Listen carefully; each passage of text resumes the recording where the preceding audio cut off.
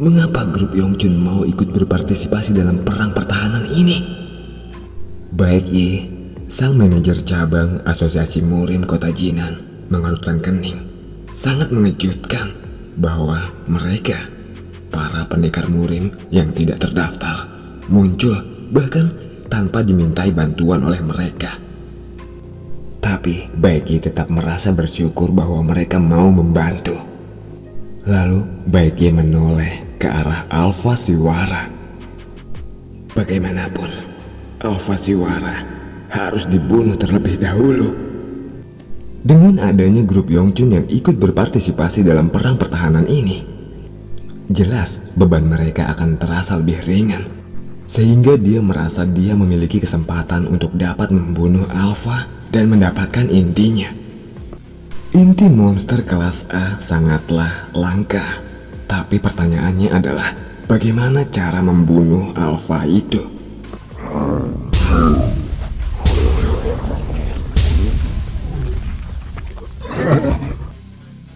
Sang Alpha menginjak apa yang dia pijak. Dia mencoba menghancurkan para pendekar murim, seolah-olah mereka semua hanyalah serangga, dengan menggunakan kaki dan telapak tangannya.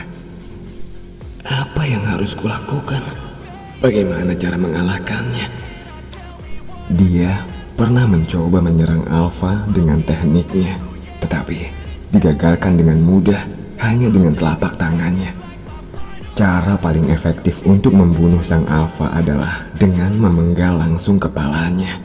Tetapi keenam tangannya tidak akan membiarkan siapapun mendekatinya.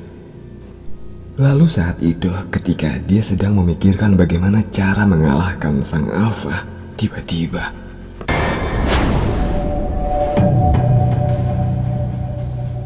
seseorang turun dari langit dan berdiri tepat di hadapan Baek Ye. Itu adalah Jun Ye-won. Bukankah kau adalah pemuda yang tadi? Untuk terdiam kaku seperti patung di hadapan makhluk seperti itu? Betapa malangnya kau. Jun Ye-won mengejek Baek Ye terang-terangan. Tapi sebelum Baek Ye dapat menjawab kata-kata Jun Ye-won itu, Jun Ye-won segera melesat ke arah sang Alpha. Terkejut karena Jun Ye-won muncul tiba-tiba di hadapannya, sang Alpha mencoba menepisnya seperti lalat. Jangan menerobos sembrono seperti itu berbahaya. Baek Ye yang melihat Jun Ye-won dalam bahaya merasa panik dan berteriak. Tapi kemudian sesuatu yang menakjubkan terjadi. Jun Ye-won yang menyadari bahwa lengan-lengan sang Alpha ingin memukul Jun Ye-won. Jun Ye-won dengan santai menggerakkan tangannya.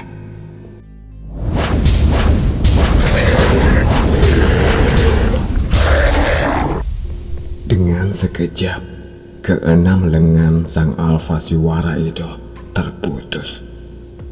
Menyaksikan keenam lengan-lengan raksasa itu berjatuhan ke tanah, Baek Ye dan para pendekar murim serta para gatekeeper lainnya membuka mulut mereka karena terkejut. Lengan sang Alpha terpotong dengan sangat mudah. Pemuda itu mampu dengan sangat mudah memotong lengan-lengan yang bahkan serangan ki mereka tidak dapat menggoresnya sedikit pun. Itu adalah pedang tak terlihat. Huang Boyun tersentak kaget. Keenam pedang energi yang terlihat buram mengambang di sekitar Jun Ye-won. Benar, itu adalah pedang tak terlihat. Tapi bagaimana mungkin? Hanya mereka yang telah mencapai level Divine Master yang dapat menggunakan pedang tak terlihat. Satu level di atas tingkat Supreme Master, sedangkan mereka saja baru mencapai tingkat Superior Master. Lalu terlihat Jun Ye-won mengulurkan tangan ke salah satu pedang tak terlihat dan menggenggamnya. Hei, makhluk menjijikkan, sudah cukup bermain-mainnya. Aku tidak punya banyak waktu. Jun Ye-won berlari sejenak, lalu melompat ke arah sang Alpha. Saat itu, Wujud tubuh Jun Yeon terbagi menjadi 24 bayangan dan kemudian bergabung kembali menjadi satu. Seakan merasakan adanya bahaya, sang alfa mencoba mundur dan menjauh. Tetapi wujud Jun Yeon menembus melewati kepalanya seperti ilusi.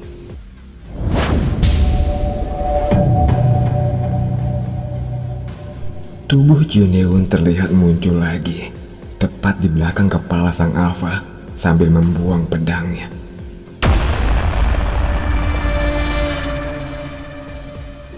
Tidak lama setelah itu, kepala sang alfa Siwara jatuh ke jalan. Tentu saja, tubuh sang alfa yang kepalanya telah terpenggal, terhuyung-huyung, dan jatuh ke jalan raya.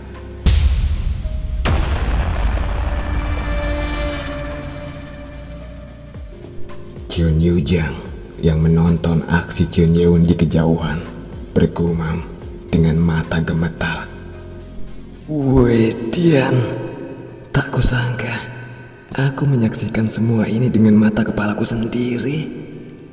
Teknik yang digunakan Jun Yeon adalah teknik terakhir dari jurus Sword Force of Sky Demon Sword, ilmu pedang legendaris yang tidak bisa dilakukan oleh keturunan manapun. Karena tubuh sang alfa Siwara sangat besar, saat dia terjatuh, seluruh area di sana bergetar. Dia membunuh alfa Siwara semudah itu. Apakah dia benar-benar manusia? Gan Ong, sang mata-mata kelompok teroris yang membaur dengan pendekar Murim, benar-benar terkejut menyaksikan kemampuan Jun Yeon. Bahkan dia tak dapat mengalihkan pandangannya dari tubuh Alfa Siwara yang terjatuh di jalan. Alfa Siwara, monster kelas A, bahkan pendekar Murim dengan level master superior tidak akan mampu untuk dapat menghadapinya sendirian. Namun, dia baru saja melihat monster sejati seperti ini jatuh dengan mudah dengan matanya sendiri. Sekarang dia dapat mengerti mengapa rekan-rekannya, tim pertama dan tim kedua, gagal menjalankan misi mereka dan dihancurkan. Gan Ong lalu teringat akan misi yang diberikan kepadanya lewat telepon tadi. Dia teringat akan kata-kata atasannya saat ditelepon. Aku akan menyerahkan tugas ini kepadamu. Putuskan sendiri. Apakah kau akan menaklukkan target di sana atau tidak? Bagaimana mungkin aku dapat menaklukkan orang seperti itu? Yang benar saja. Gan Ong diberi tugas untuk menyusup sebagai anggota Murim dan membunuh Jun Yeon jika ada kesempatan, juga mengambil core dari sang alfa. Tapi bagaimana cara dia melakukannya? Perbedaan kekuatan di antara mereka terlalu besar, terlalu jauh. Sedangkan untuk mendapatkan core dari sang alfa pun sepertinya sulit. Kerusakan yang diterima para pendekar Murim dan Gatekeeper hanya 20%. Sang alfa dikalahkan begitu cepat, sehingga tidak ada waktu untuk dapat mendekati sang alfa, apalagi merebut core-nya. Gan Ong yang meletakkan kacamata di dadanya. Kacamata itu memiliki kemampuan untuk merekam kejadian. Yang dapat kulakukan saat ini hanyalah merekam kejadian ini. Ini demi mengumpulkan informasi tentang dia sebagai prioritas utama. Ternyata dia juga mendapat tugas untuk menganalisa target sebanyak mungkin. Daripada melawannya adalah tindakan yang bodoh. Jadi dia merasa bahwa mengumpulkan informasi adalah hal yang benar untuk dilakukan. Sial. Dia akan mengambil core sang alfa. Gan Ong melihat Jun Yeon berjalan ke belakang sang alfa yang tergeletak. Jun Yeon yang sudah dapat merasakan di mana core memancar, berdiri di punggung alfa dan kemudian mengulurkan tangannya. Tubuh sang alfa bergetar Namun, tidak ada hal yang terjadi.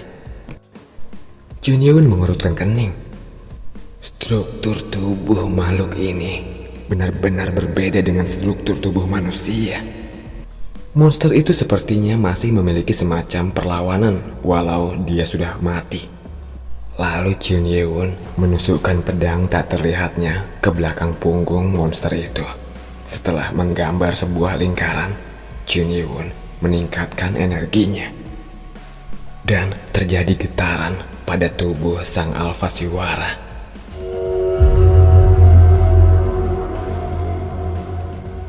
Sebuah kristal core berwarna merah seukuran tubuh manusia muncul dari dalam tubuh Siwara. Kulit luar dari kristal itu masih terhubung pada gerbang. Jadi energi yang berasal dari inti itu masih terasa tidak normal. Junyeon memegangnya dan meningkatkan energinya.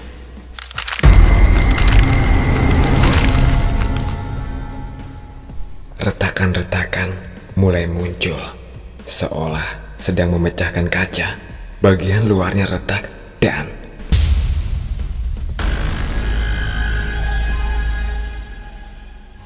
gelombang energi yang sangat kuat menyebar saat kulit kristal itu hancur.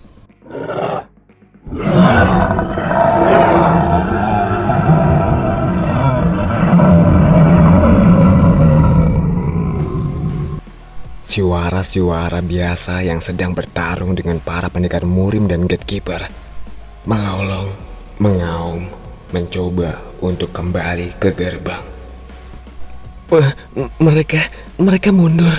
Mereka ingin kembali ke gerbang. Para pendekar dan Gatekeeper terkejut dengan situasi ini.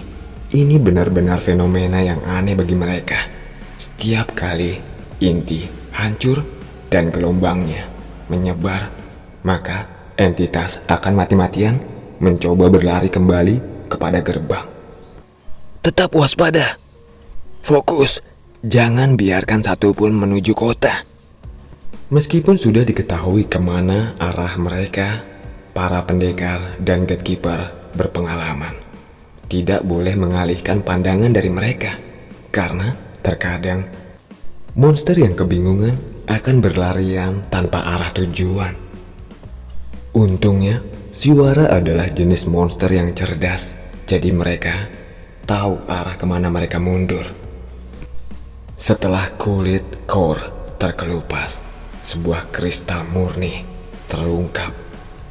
Kristal core yang memancarkan energi peringkat A. Junyeon takjub merasakan energi yang memancar dari kristal itu. Energi yang dipancarkan sangat berbeda dengan energi core peringkat C. Ini jauh lebih besar. Energi ini selevel dan semurni core dari para makhluk roh yang pernah kuserap dulu. Energinya memang satu level dengan core yang pernah diserap oleh Junyeon dulu dari binatang roh yang dia kumpulkan. Akan tetapi ada perbedaan. Core milik binatang roh memiliki kekuatan misterius dan juga ada kemampuan regenerasi. Tapi energi murninya sama besar dengan energi dari binatang roh itu. Coba lihat itu. Itu bukankah itu kristal core kelas A? Para pendekar Murim dan Gatekeeper kagum merasakan energi yang dipancarkan dari kristal core peringkat A itu. Itu adalah kristal core kelas A yang diinginkan oleh semua orang. Keserakahan bisa terlihat dari tatapan mata mereka. Ini buruk. Kristal core kelas A jatuh ke tangan pemuda yang tidak dikenal. Sangat jelas terlihat ketidakikhlasan dalam mimik wajah Hwang Boyun. Bagaimana tidak? Untuk pertama kalinya dalam jangka waktu 10 tahun ini, kristal core kelas A muncul di kota Jinan. Dan jika kristal core itu dikonsumsi, maka seseorang akan mencapai peningkatan dramatis dalam energi internal mereka. Aku pernah mendengar bahwa salah satu dari 5 pendekar terkuat mendapatkan core kelas A dan dia berhasil naik ke peringkat Supreme Master. Karena rumor itu beredar, setiap pendekar menjadi terobsesi dengan core peringkat A. Tapi mereka tidak bodoh. Siapa yang berani merebut core itu dari Chun Yeun setelah menyaksikan seberapa besar kekuatan Chun Yeun? Siapa sebenarnya identitas pemuda itu? Mereka telah menyaksikan Chun Yeun mampu mengeluarkan pedang tak terlihat dengan energinya. Sejauh yang mereka ketahui, tidak ada pendekar yang terdaftar di murim modern yang berada pada tingkat Divine Master. Apakah dia benar-benar seorang Divine Master? Tapi dia terlihat sangat muda. Sepertinya dia masih berusia di awal 20-an. Akan tetapi mereka menyadari bahwa usia bukanlah segalanya ketika seseorang berlatih dalam waktu yang lama, maka keterampilan dan kemampuan akan terus tumbuh. Ketika semua orang terlihat sedang ragu-ragu, Jegal Bo Hyun melangkah maju mendekati Chun Yeun. Dia berjalan tertatih-tatih karena ada cedera pada kakinya. Lalu dia menyapa Chun Yeun. "Saya adalah Jegal Bo Hyun, ketua dari Yayasan Budaya Jegal.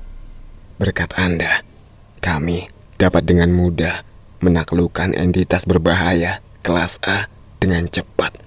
Aku ingin mengucapkan terima kasih atas bantuan Anda." Seakan mengikuti ketua mereka, semua anggota perusahaan Jegal segera membungkuk. Itu adalah rasa terima kasih yang sopan dan kemudian Jegal Bo Hyun mengatakan niat sebenarnya. Tapi Tuan Muda, ada sesuatu yang ingin aku tanyakan pada Anda." Apa yang ingin kau tanyakan padaku?" Chun Yeun menjawabnya dengan nada dingin. Jegal Bo Hyun mengerutkan kening. Biasanya, orang-orang akan segera membungkuk dan menunjukkan kesopanan ketika dia mengungkapkan identitasnya sebagai seorang Jegal. Tapi ini benar-benar sebaliknya. Begini Tuan Muda, aku telah berada di asosiasi murim selama lebih dari 20 tahun. Tetapi aku belum pernah mendengar tentang seorang pendekar hebat seperti Anda. Bolehkah saya tahu siapa Anda? Sebenarnya ada 2 hal yang membuatnya penasaran. Jadi dia memutuskan untuk mengajukan pertanyaan pertama ini. Tapi sungguh tidak terduga, Chun Yeun menjawabnya dengan angkuh. "Kau tidak perlu tahu namaku." Apa? Itu adalah sebuah jawaban yang benar-benar arogan. Jegal Bo Hyun yang seorang eksekutif asosiasi murim, dia tidak pernah menyangka bahwa dia akan diberikan jawaban yang tidak sopan seperti itu. Lalu dia berkata lagi dengan nada yang sedikit terkesan marah. "Aku memang mengakui kekuatanmu, tapi tidakkah kau merasa bahwa kau terlalu angkuh?" Para pemimpin klan lainnya yang mendengar itu juga menganggukkan kepala mereka. Jegal Bo Hyun adalah orang yang dihormati karena dia adalah keturunan dari salah satu klan besar Force of Justice. Lalu tiba-tiba seorang lelaki paruh baya yang dari tadi berdiri di belakang Jegal Bo Hyun mengambil alih. Kali ini dia yang mencoba untuk berbicara dengan Chun Yeun. "Perkenalkan, namaku Jegal Bang Hyun. Dia adalah seorang direktur di perusahaan Jegal. Dia ambil alih karena dia menyadari bahwa ketua mereka sedang dihina. Orang ini adalah ketua dari Yayasan Budaya Jegal. Kami tidak ingin bermusuhan dengan Anda. Tapi, jika Anda seorang pendekar, maka ikutilah aturannya. Mendengar kata-katanya itu, tatapan mata Jun Yeun menyipit. Jun Yeun merasa aneh pada orang-orang murim di zaman ini. Walaupun mereka sudah mengetahui seberapa besar kekuatan dan kemampuan Jun Yeun, namun karena posisi, jabatan, dan status sosial mereka tinggi, mereka ingin dihormati. Jadi seperti ini orang-orang murim di zaman ini. Jun Yeun tidak menyangka bahwa orang murim di zaman ini akan berubah menjadi seperti ini. Apakah ini berubah karena seiring berjalannya waktu? Ini benar-benar berbeda dari dunia murim yang diketahui oleh Jun Yeun. Pemuda sombong, kena batunya kau menghadapi keluarga jegal. Baik Ye yang sedang menyaksikan situasi ini tertawa pada tindakan bodoh angkuh Jun Yeun. Tapi itu hanya dapat dilakukannya dalam hati. Dia tidak mampu mengatakannya. Dia takut pada Jun Yeun, seorang pendekar tak dikenal yang tiba-tiba berubah menjadi pahlawan saat ini. Tapi karena respon arogan dari Jun Yeun tadi, semua pendekar murim tidak lagi menganggapnya sebagai orang yang baik. Jika kita dapat membuat pendapat orang tentangnya menjadi buruk, maka kita dapat mengusirnya dari kota Jinan. Karena Jun Yeun terlihat sedang terdesak, Baek Ye mencoba untuk campur tangan. Permisi, saya adalah manajer cabang Asosiasi Murim Kota Jinan, Baek Ye. Ada satu hal yang perlu saya tanyakan kepada Anda. Jika kemampuan Anda sehebat itu, mengapa Anda datang belakangan? Bukankah jika Anda tidak terlambat, korban di antara kita tidak akan sebanyak ini? Mendengar kata-katanya itu, para pendekar lainnya mulai berbisik dan mempertimbangkan kata-kata dari Baek Ye. Banyak yang tidak menyadari hal itu. Karena kata-kata Baek Ye tadi, maka orang-orang menyadari bahwa jika Jun Yeun tidak datang terlambat, tidak akan ada korban. Iya, benar-benar, manajer Baek benar. Iya, jika kau tidak datang terlambat, maka tidak ada di antara kita yang mati.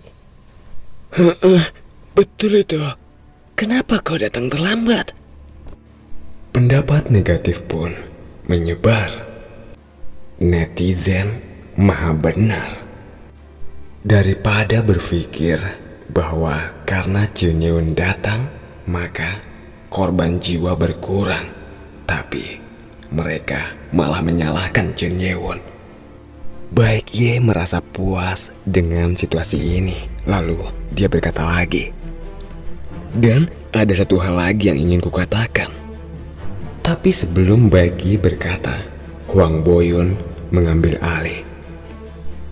Tunggu sebentar, manajer Baek. Berkat bantuan orang ini, banyak korban dapat dihindari. Anda tidak boleh terlalu berpikiran negatif, Tuan. Ternyata tidak semua orang memiliki pendapat yang sama. Meskipun Hwang Boyun juga menginginkan kristal core kelas A, dia juga sangat bersyukur bahwa Jun Yeun telah mengalahkan entitas berbahaya itu. Sial, mengapa Presiden Hwang berkata seperti itu? Dia sepertinya tidak tahu kapan harus berbicara dan kapan tidak. Apakah dia tidak mengerti apa yang akan terjadi ketika seorang pendekar murim yang tidak terdaftar bertindak sangat agresif seperti ini? Lalu Baek Ye menatap Hwang Boyun dan berkata, tentu saja Tuan Hwang, saya juga tidak berpikiran bahwa pemuda ini tidak berbuat baik. Tapi siapapun yang memiliki kekuatan seharusnya yang bertanggung jawab. Coba Anda bayangkan, jika pemuda ini datang lebih awal, maka Anda tidak akan terluka seperti itu, bukan? Anak muda, mengapa Anda sengaja datang terlambat? Jawab. Lalu, dia berkata lagi sambil menuding ke arah wajah Chun Hyun.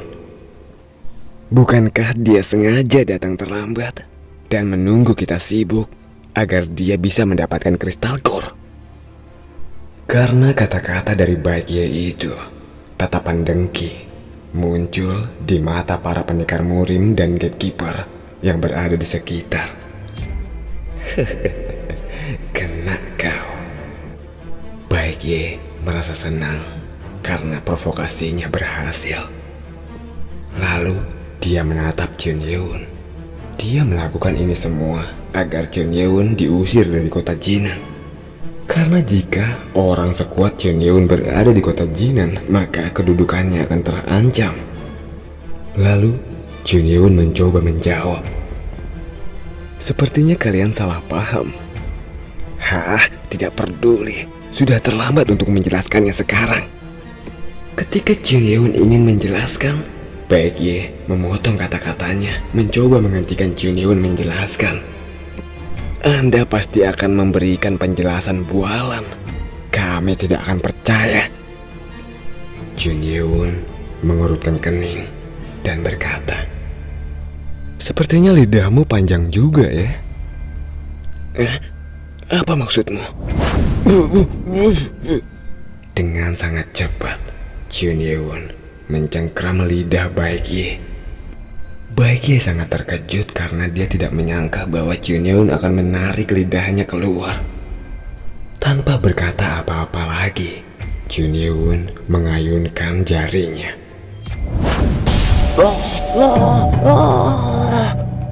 Lidah Baekje yang ditarik keluar oleh Chun Hyun tiba-tiba ditebas